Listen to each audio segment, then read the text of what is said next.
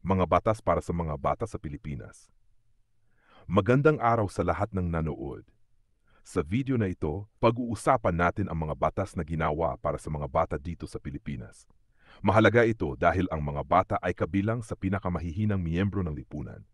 Sila ang madaling maapektuhan ng kahirapan, pang-aabuso at kawalan ng proteksyon. Pero tandaan ninyo, may mga batas na ginawa para tiyakin na ligtas, malusog at may magandang kinabukasan ang bawat bata. Kung ikaw ay magulang, guro o may kilala kang bata, napakahalaga na alam mo ang mga batas na ito para magamit mo sila kung kinakailangan.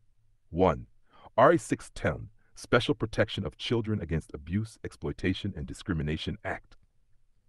Ito ang pangunahing batas para sa proteksyon ng mga bata laban sa pang-aabuso. Ano ang saklaw nito?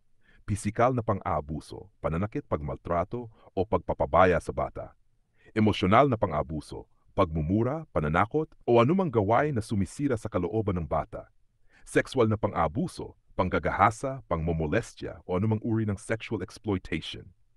Child labor at trafficking, pagsasama ng bata sa trabaho na delikado o hindi angkop sa edad nila. Halimbawa, isang batang 10 taong gulang na pinagtatrabaho sa pabrika imbes na nag-aaral, malinaw na paglabag ito sa RA 7 and 610. Ganon din kung ang bata ay sinasaktan o pinapabayaan ng magulang. Proteksyon ng batas, pwedeng kasuhan ng abusado at makulong.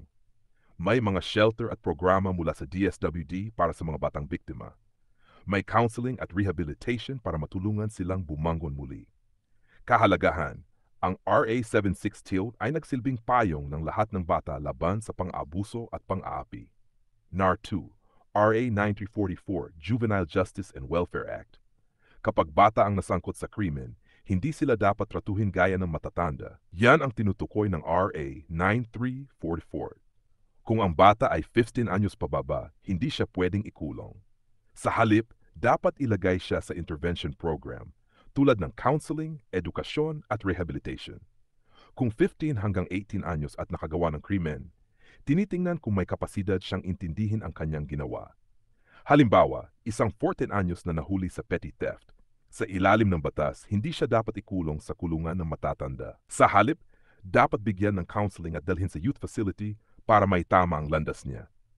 Layunin ng batas, bigyan ng pangalawang pagkakataon ng mga bata. Dahil sa murang edad, marami pa silang pwedeng matutunan at mabago. 3. RA 1882, Early Childhood Care and Development Act. Ang RA 980 ay tungkol na naman sa karapatan ng mga batang edad 0 hanggang 6. Nilalaman, dapat may access sila sa nutrisyon, kalusugan at maagang edukasyon. Obligado ang gobyerno na magbigay ng daycare centers at preschool programs.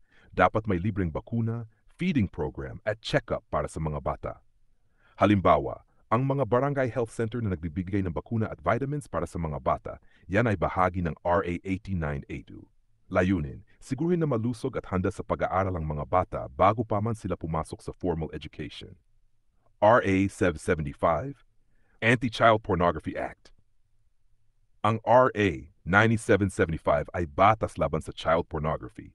Ano ang saklaw nito? Paglika, pamamahagi at pagbebenta ng pornographic materials na may bata.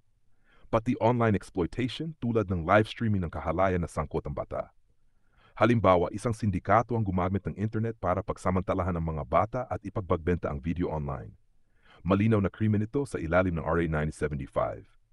Mabigat ang parusya, mahabang pagkakakulong at malaking multa. Layunin, pangalagaan ng mga bata sa online at offline na pagsasamantala. NAC 5, Arden 627 Anti-Bullying Act. Sa loob ng paaralan, karaniwang problema ang bullying. Kaya ginawa ang RA 10627 o Anti-Bullying Act. Saklaw ang physical bullying, pananakit, verbal bullying, pananakot, insulto, social bullying, pang-insulto o pag-exclude, at cyberbullying. Obligado ang lahat ng paaralan na gumawa ng anti-bullying policy. Dapat protektahan ng biktima at bigyan ng tamang intervention ang nang-bully. Halimbawa, isang estudyante na laging pinagtatawanan at nilalait sa social media ng kanyang mga kaklase, sakop ito ng Anti-Bullying Act. Layunin, siguraduhin na ligtas ang bawat bata sa paaralan at sa online world. 6. RA 9208, Anti-Trafficking in Persons Act, amended by RA 1034. Proteksyon din ito laban sa human trafficking at sa pilitang pagsasamantala sa mga bata.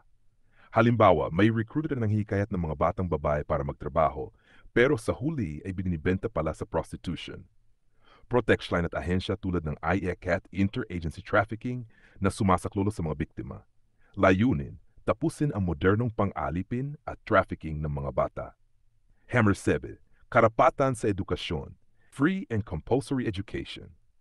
Batas din sa Pilipinas ang libreng edukasyon para sa mga bata. Libre ang elementary at high school sa pampublikong paaralan. Obligado ang gobyerno na siguraduhin na ang bawat bata ay makakapag-aral. Layunin, ang edukasyon ang susi sa magandang kinabukasan ng bawat bata.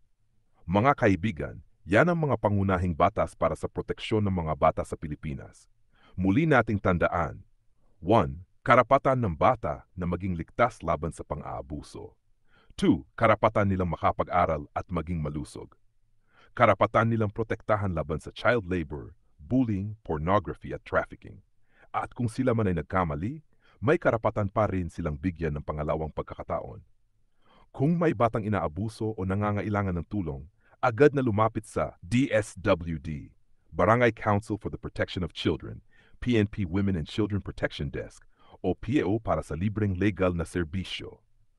Ang mga bata ang pag-asa ng bayan, kaya tungkulin nating protektahan sila.